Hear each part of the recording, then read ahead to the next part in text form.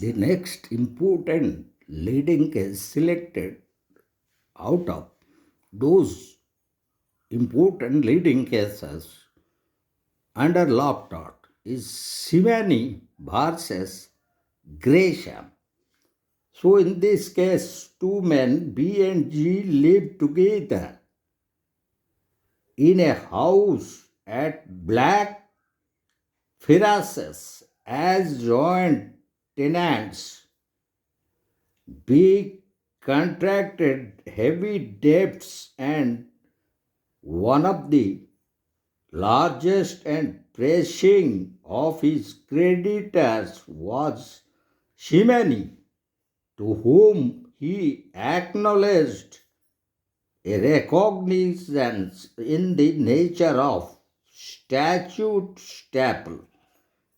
In these circumstances, B died, and by right of survivorship, the ownership of the house became vested in G. In that house were diverse goods of K, and to those in virtue of the statute staple, Shimeni not unreasonably consider himself entitled.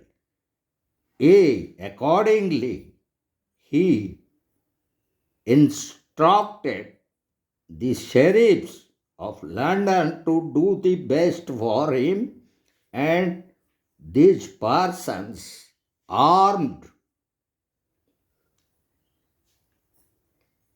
these persons armed with a writ set up for black rods. But when they came to the house, G, who had came to know of this, shut the door in their faces, whereby they could not come and extend the same goods, disturbing the execution. In an action brought by Simeni, it was held that G had done nothing wrong in locking the front door, and that even when the king is a party, the householder must be requested to open the door before the sheriff can break his way in. And the sixth important selected leading case is Don versus Hamilton.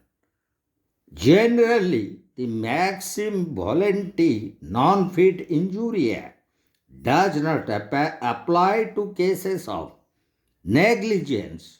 In this case, the plaintiff knew fully well that the driver of a motor car was drunk, and hence the chances of accidents were great.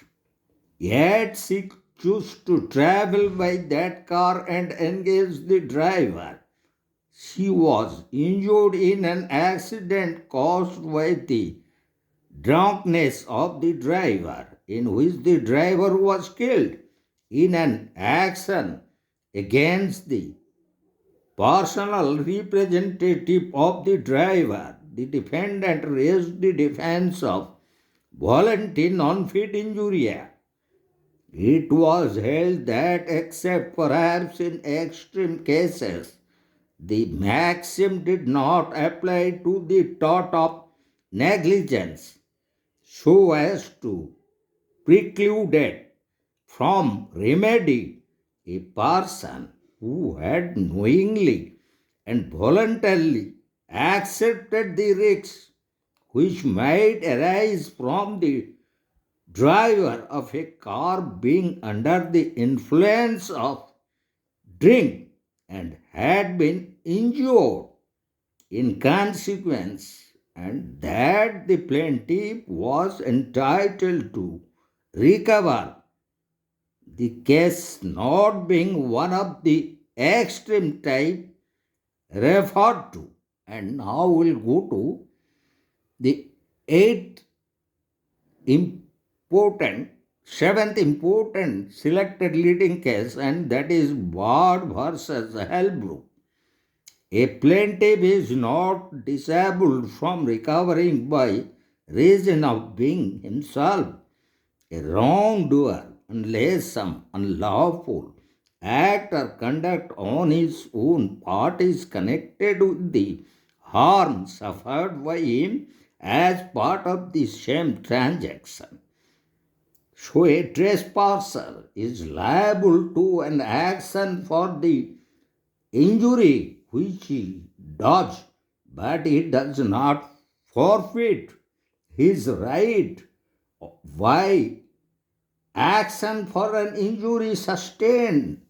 Thus, in this case, the plaintiff was a trespasser as he climbed over defendant's wall in pursuit of a foul, but he was held entitled to damages for the injury caused by a spring gun set by the defendant without notice in his garden, although the injury would not have occurred if the plaintiff had not trespassed on the defendant's land.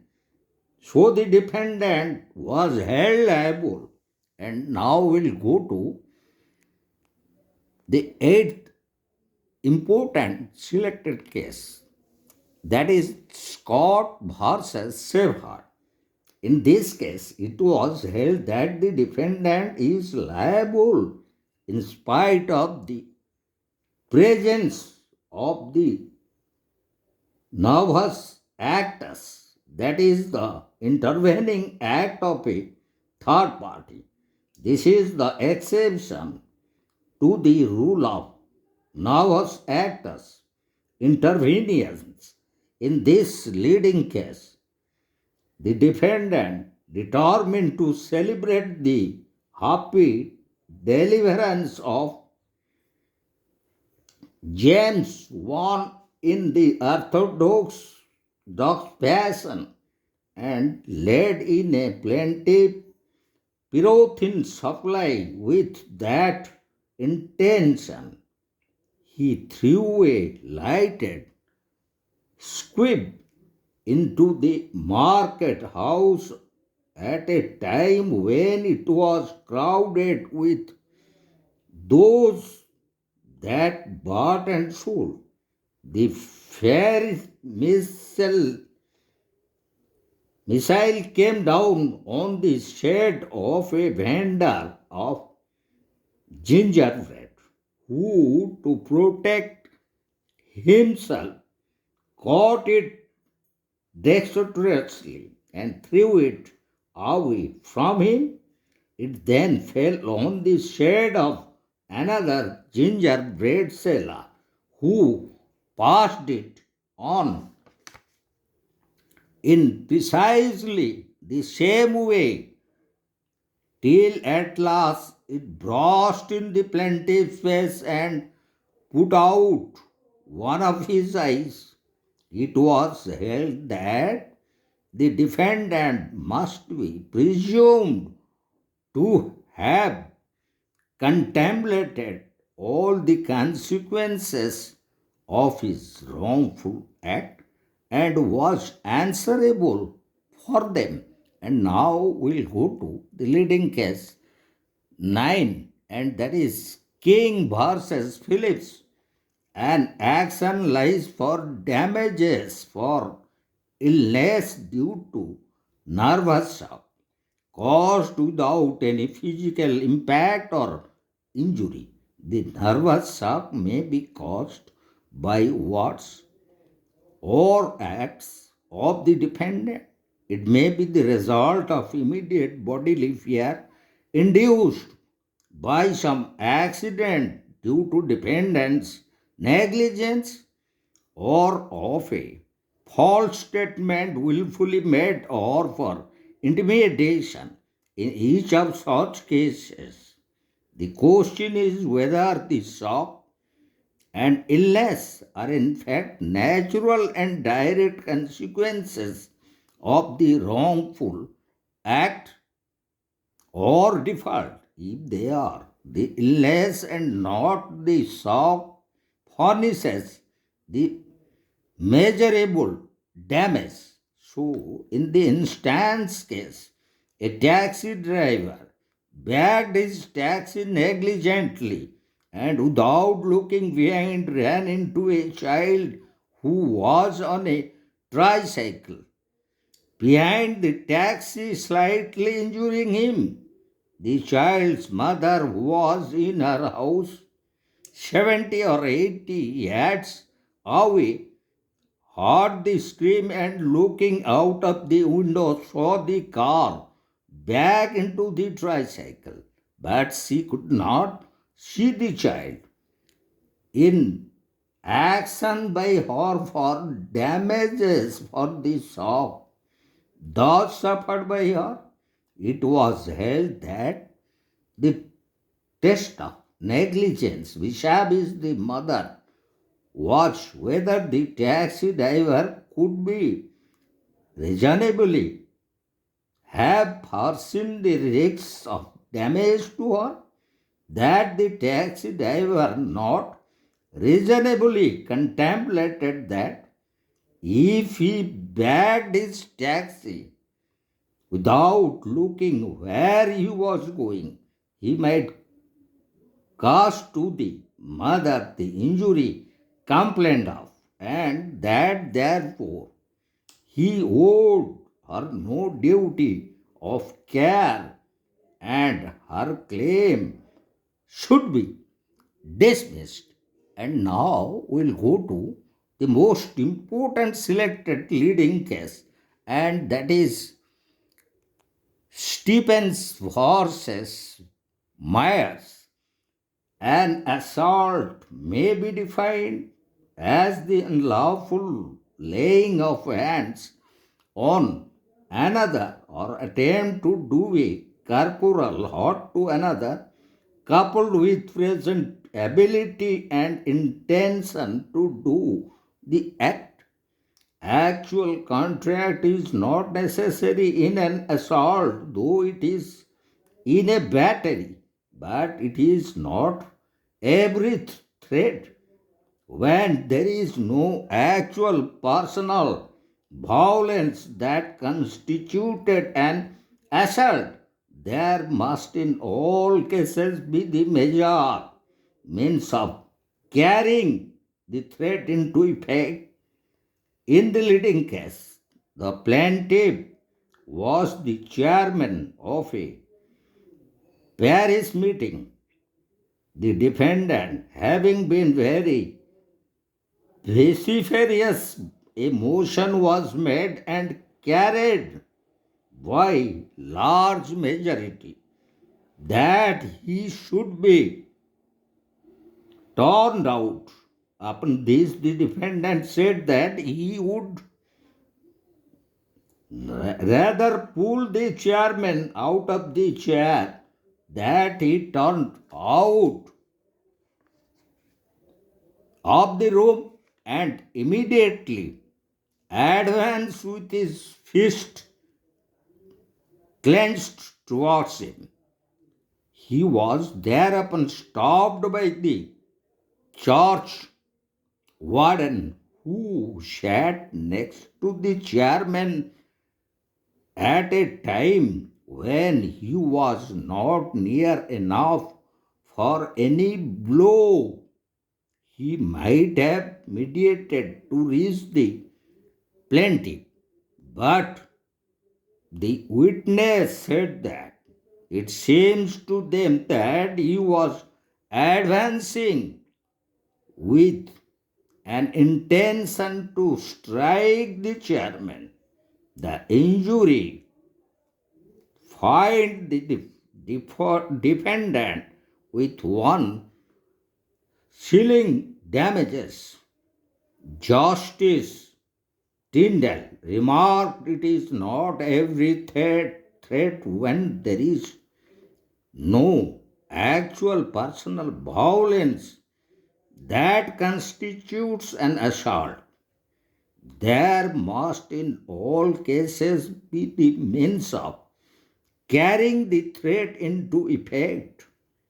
The question I shall leave to you will be whether the defendant was advancing at the time in a threatening attitude to strike the chairman so that his blow would almost immediately have reached the chairman.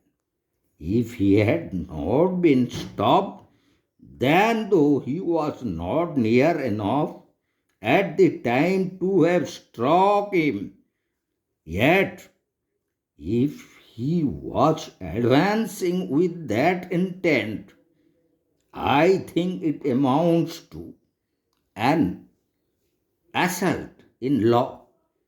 If he was so advancing that within a second or two of time he would have reached the plaintiff, it seems to me it is an assault in law, as it was observed by Justice Tyndall in this very leading case.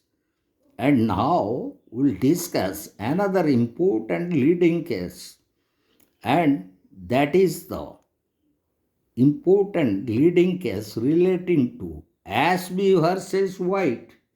So, in this leading case, the defendant, a returning officer, wrongfully refused to register a duly tendered vote of the plaintiff, a legally qualified voter. The candidate for whom the vote was sought to be tendered was elected and no loss was suffered by the rejection of the vote. Nevertheless, it was held that an action lay. In this case, the returning officer had acted maliciously. The action was allowed on the ground that the violation of the plaintiff's statutory right was an injury for which he must have a remedy and was actionable without proof of pecuniary damages. The wrongful act complained of must result in legal damage to another.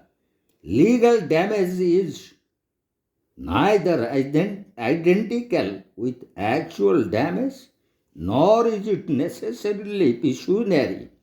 Every invasion of a plaintiff's right or unauthorized interference with his property imports legal damage. A person may not suffer pecuniary loss, yet it is shown that there was violation of some right. The law will presume damage.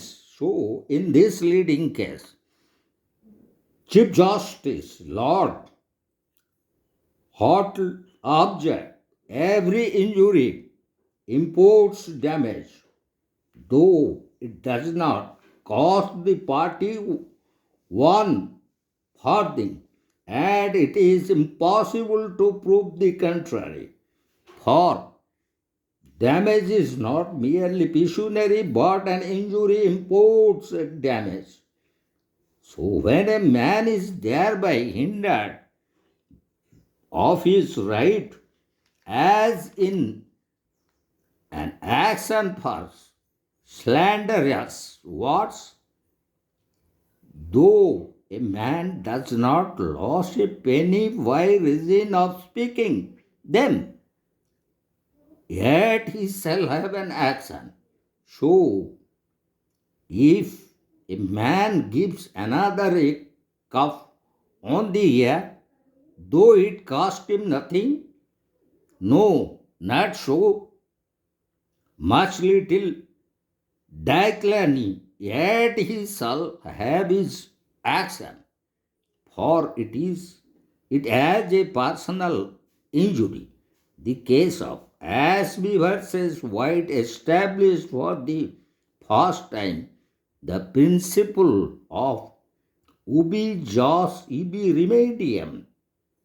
It marks a new epoch of remedial justice because the ancient principle was characterized by an extreme rigidity of writs and forms of action.